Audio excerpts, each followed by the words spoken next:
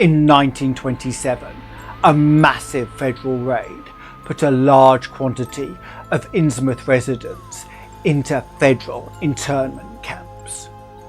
Part of the town and surrounding reef were supposedly blown up. There had been stories of strange people in Innsmouth for years, but the tale of one poor visitor pushed it over the edge, and a secret investigation revealed the true terrors of the town. A young man touring New England as a rite of passage was travelling to Arkham, but the cheapest route involved a bus through Innsmouth, and despite warnings, he decided to go. The bus broke down and he had to stay overnight, finding only horror and terror, causing him to flee down a disused railway track. But worse was to come when he discovered his true lineage. All in The Shadow over Innsmouth by H.P. Lovecraft. Link to part 1 above.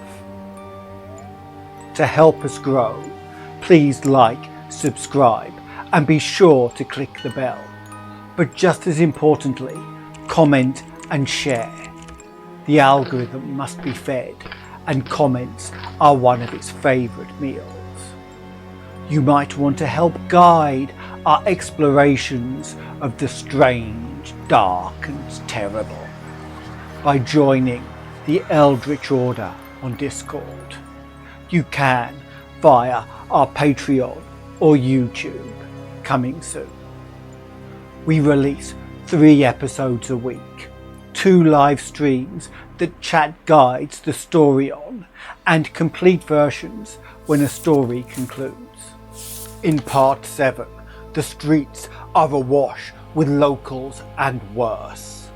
Can the traveller make it to the abandoned station and out to safety along the rails?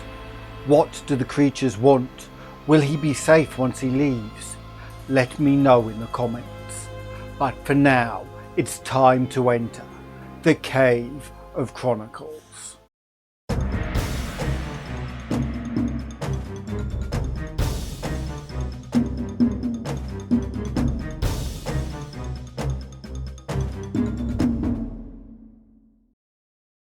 I had not quite crossed the street when I heard a muttering band advancing along Washington from the north. As they reached the broad open space where I had my first disquieting glimpse of the moonlit water, I could see them plainly only a block away, and was horrified by the bestial abnormality of their faces and the dog-like subhumanness of their crouching gait. One man moved in a positively simian way, with long arms frequently touching the ground, while another figure, robed and tiaraed, seemed to progress in an almost hopping-like fashion. I judged this party to be the one I had seen in the Gilman's courtyard, the one, therefore, most closely on my trail. As some of the figures turned to look in my direction, I was transfixed with fright, yet managed to preserve the casual, shambling gait I had assumed. To this day, I do not know whether they saw me or not. If they did, my stratagem must have deceived them, for they passed on across the moonlit space without varying their course, meanwhile croaking and jabbering in some hateful guttural patois I could not identify. Once more in shadow, I resumed my former dog trot past the leaning and decrepit houses that stared blankly into the night. Having crossed onto the western sidewalk, I rounded the nearest corner into Bates Street, where I kept close to the buildings on the southern side. At last I saw the ancient arcaded station, or what was left of it, and made directly for the tracks that started from its farther end. The rails were rusty, but mainly intact, and not more than half the ties had rotted away. Walking or running on such a surface was very difficult, but I did my best, and on the whole made fair time. For some distance, the line kept on along the gorge's brink, but at length I reached the long covered bridge where it crossed the chasm at a dizzy height. The condition of this bridge would determine my next step. If humanly possible, I would use it. If not, I would have to risk more street wandering and take the nearest intact highway bridge. The vast, barn-like length of the old bridge gleamed spectrally in the moonlight, and I saw that the ties were safe for at least a few feet within. Entering, I began to use my flashlight, and was almost knocked down by a cloud of bats that flapped past me. About halfway across, there was a perilous gap in the ties, which I feared for a moment would halt me, but in the end I risked a desperate jump, which fortunately succeeded. I was glad to see the moonlight again when I emerged from that macabre tunnel. The old tracks crossed River Street at a grade, and once veered off into a region of increasingly rural and with less and less of Innsmouth's abhorrent fishy odour. Here the dense growth of weeds and briars hindered me and cruelly tore my clothes. I was nonetheless glad that they were there to give me concealment in case of peril. I knew that much of my route must be visible from the Rowley Road. The marshy region began very shortly with a single track on a low grassy embankment. There came a sort of island of higher ground where the line passed through a shallow open cut choked with bushes and brambles. I was very glad of this partial shelter, since this point the Rowley Road was uncomfortably near, according to my window view. Just before entering the cut, I glanced behind me but saw no pursuer.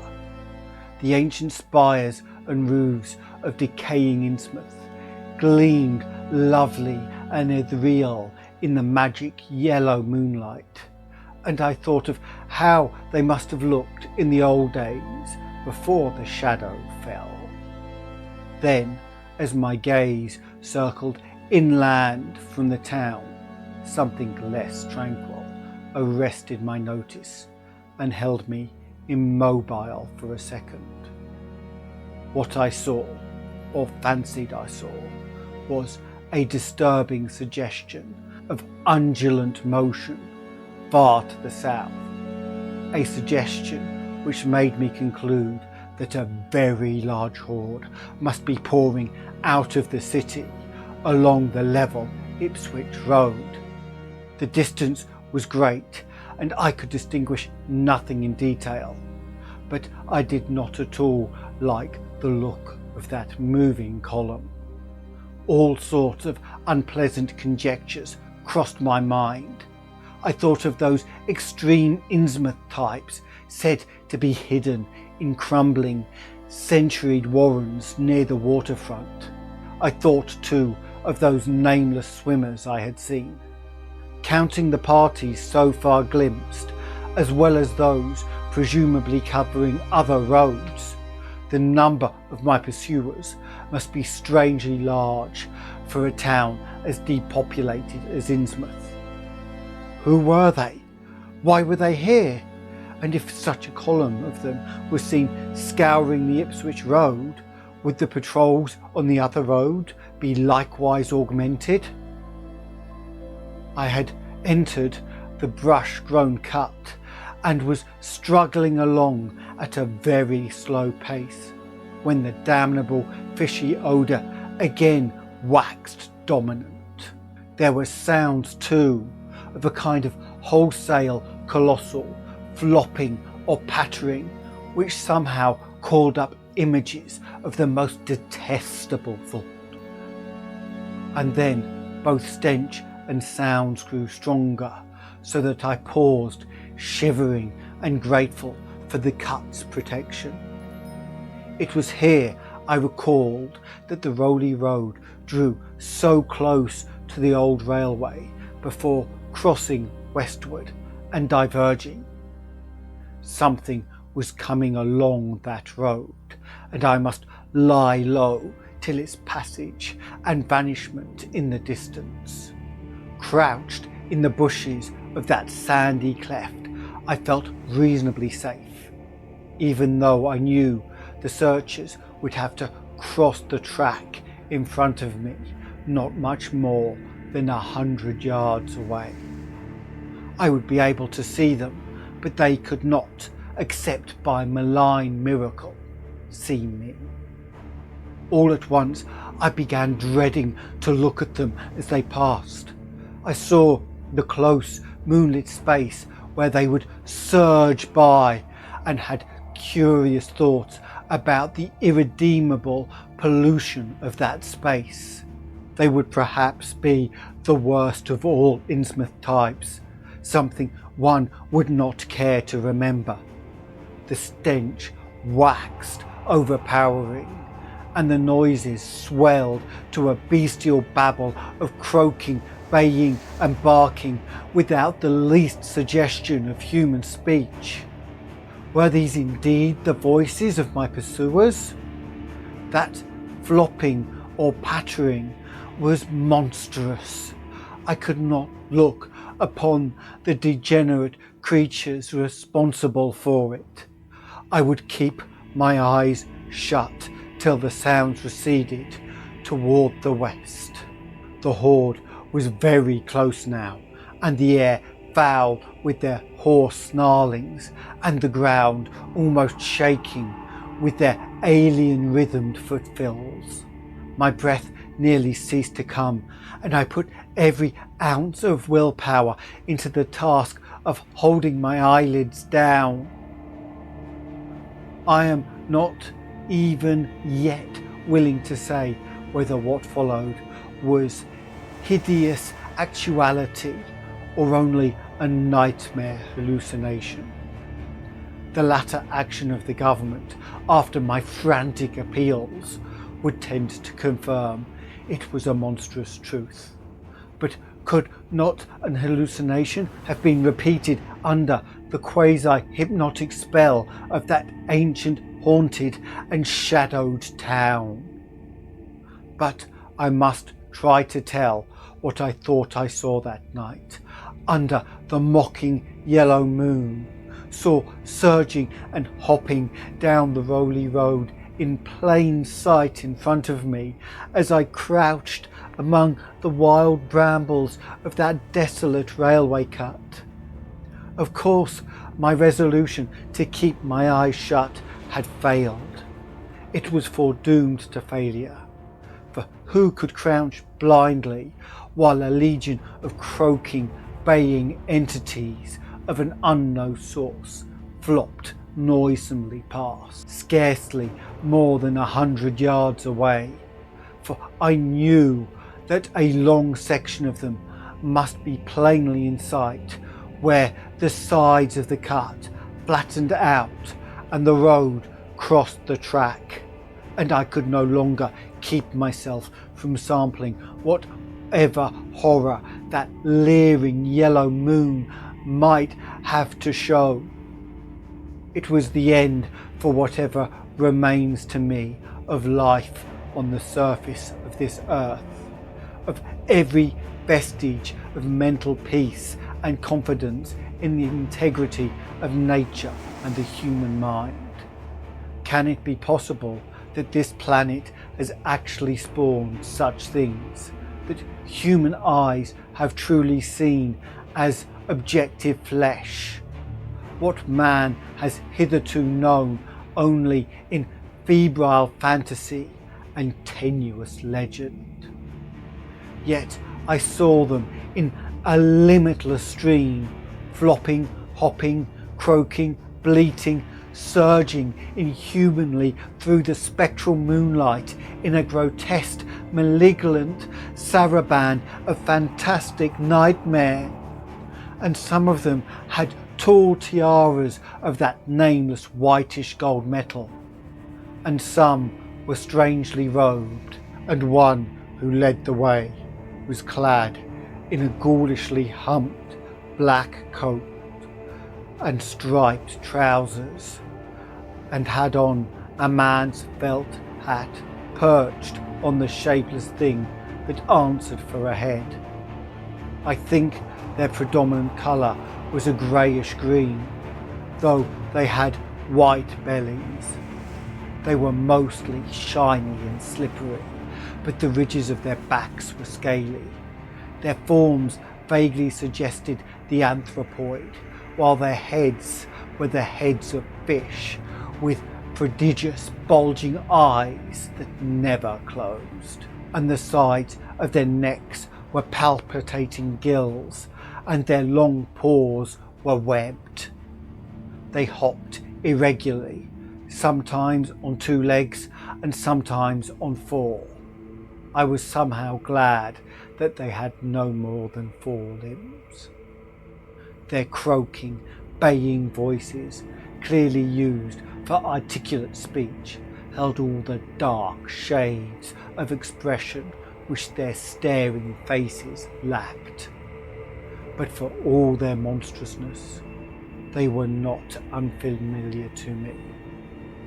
I knew too well what they must be, for was not the memory of that evil tiara at Newburyport still fresh?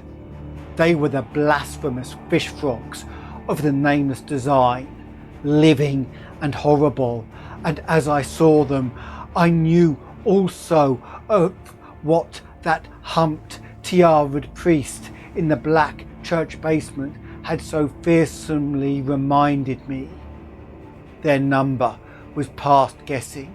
It seemed to me that there were limitless swarms of them, and certainly in my momentary glimpse could have shown only the least fraction.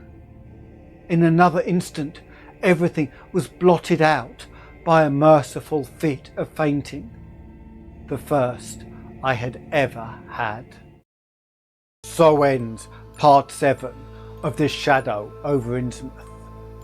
In the concluding episode, we find the truth about the traveller, why he has Obed's eyes and his dark ancestry.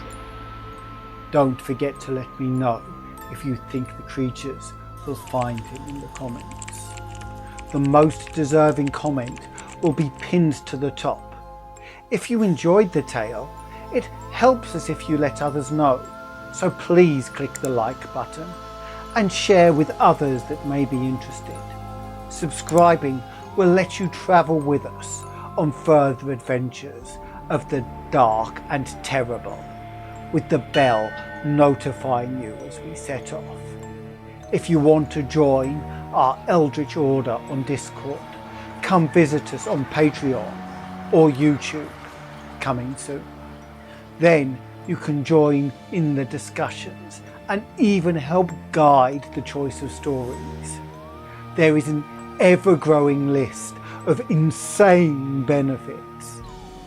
See the description for details of the Patreon and for a link to Canje Studios to find out how modern board games can help you create your own dark and terrible stories. Until next time, farewell.